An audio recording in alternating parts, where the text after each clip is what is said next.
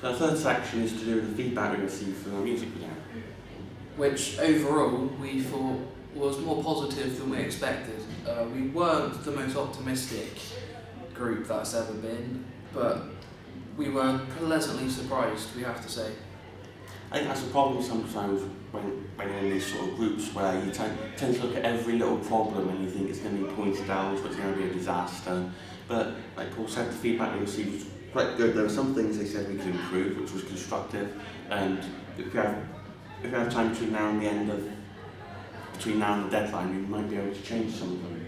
Yeah, I think the main reason for our pessimism is if you look at the blog, you'll see how many different problems we've had with computers, with the camera, with us lip syncing. You know, we just had a lot of trouble, and just got to the point where it's not going to be any good, but it turned out to be better than we thought. But I don't know about you, but I find that sometimes where if you worry about something so much, the end outcome's not normally as bad as you think it is. Whereas if you're quite confident and think it's going to be right, it doesn't turn out as well. I don't know about you. No, it does. That's how I find it sometimes. One of the comments we did receive, which was really positive, was some of the editing techniques we used, like for instance the split screen shots, which allowed us to have the same actor in there twice, which I thought was really effective and was well received. Yeah, I mean, a big thing we thought was, we knew we wanted to do that for the alter ego as such, but we didn't want to overplay it, which it turned out we did for the chorus, where they thought it was very repetitive, and well, it was, to be honest, but we thought that was mainly due to, that's what we thought as a convention in maybe earlier music forms, and nowadays it doesn't seem to have as much of a chorus. It's more common now to have instrumentals or to have bridges in songs. A chorus after every verse is definitely less common these days. Normally there's only one or two in a song now, isn't there? Yeah, and if there is a chorus, it's mainly 2 to 3 lines, not 6 as we had. The choruses were quite long. I think they're like 20 seconds overall each time. Yeah, they were. One thing that was slightly less well received, to be honest, was the use of the of text, in particular the effects that are on the pad. One of the commenters on the feedback described it as smoky, which was no intention, but we could see why they said that. Yeah, I mean, we didn't think it looked like smoke at all until they pointed it out, and as soon as we thought, actually, yeah, there's smoke. The reason we picked it was we thought it looked eerily sort of spiritual, and as that kind of moved up from the font itself, it kind of maybe the soul going away from the words, but unfortunately it didn't receive that way, and if we have time, as Bryn said, we would look to change it. Maybe change it in a way so the text is actually more so on the mirror, so it looks like it's actually implanted on there rather than trying to get out. Yeah, because some people thought the font was not professional enough or didn't look real enough, it wasn't too subtle, which in a way it wasn't. We just planted it on the bulk of the mirror and it started to disappear. Whereas the phrase looked like it was there, and although it flitted about a bit, it kind of stayed there and it looked professional. Another thing that was pointed out by some of those who gave feedback was the lip syncing, which apparently in places wasn't completely in sync.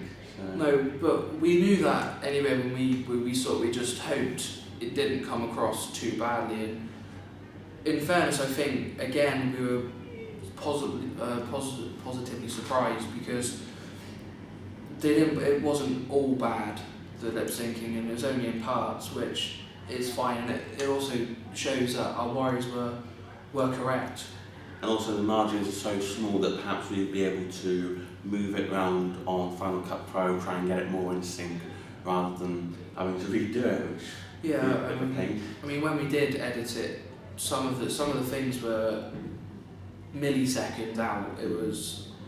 It's very pedantic and very annoying sometimes. Yeah, you've got to get it spot on, or it doesn't look right, and that's, unfortunately, we didn't get that all the way. So frustrating as well, wasn't it, when we thought we got there, we moved it back a bit to play it again, and it still wasn't in sync. It was just so frustrating at times. I mean, there was bits where we did 2 lines consecutively, and the first line would be spot on, and we were really proud of it, and then the second line was out of sync because we didn't leave enough gap or we were too quick, and that really frustrating because we had to blag it by doing a cross dissolve, which sometimes worked well and other times we couldn't do that, and therefore the lip syncing unfortunately had to stay out. And also, when it came to filming or refilming later parts, we decided to do 2 or 3 different takes of the same sequence. So we would do one that was what we thought the speed would be, one that was slightly faster and one that was slightly slower.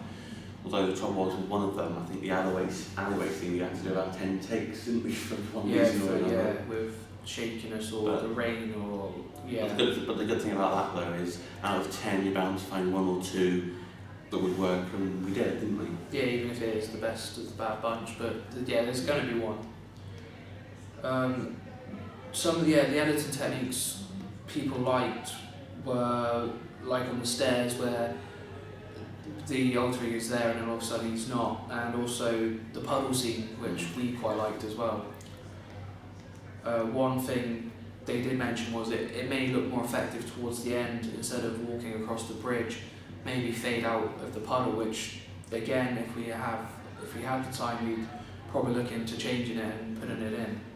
That was definitely one shot we were very pleased with, wasn't it? And yeah, we really enjoyed that. we were just able to find this nice big puddle right by where we were filming some of the shots, and it was good really we did it when we did, because a couple of weeks later it froze over completely, didn't it? Yeah, it was just black ice and that was it. Before the film and the research and planning stage, we had trouble with the blog itself. We chose a simple black and white background, and it was too dark on the main screen, and also you couldn't see the posts as well. So we took that into consideration, and we changed it to sort of like a wood sandboard sort of colour, didn't we? Yeah. Using inspiration from one of the things we researched, which was Discounting Girls album, wasn't it? Yes, one of their albums was a bit like that, and we Quite thought simplistic. Quite simplistic, had the same background, quite simplistic font, although it's different colours. I think ours is white, whereas it just makes it clearer for people to read, and it's not too dark or intruding on the words. It's just light colour, which just fades into the background and works well as a background.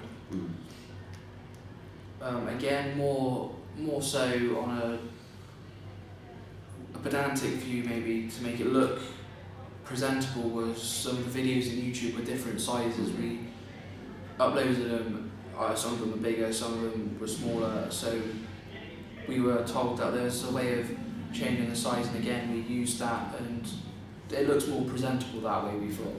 We're also fortunate that the other technology we used that wasn't part of bloggers, so like the Wordle, the Prezi presentation we did, and the Flickr stream we created of scenery photos, they were all able to fit into the text area, which was there's no sticking out of any posts or whatever. It's all down the middle and easier. It's more easier to read, and it's just all around better, we thought.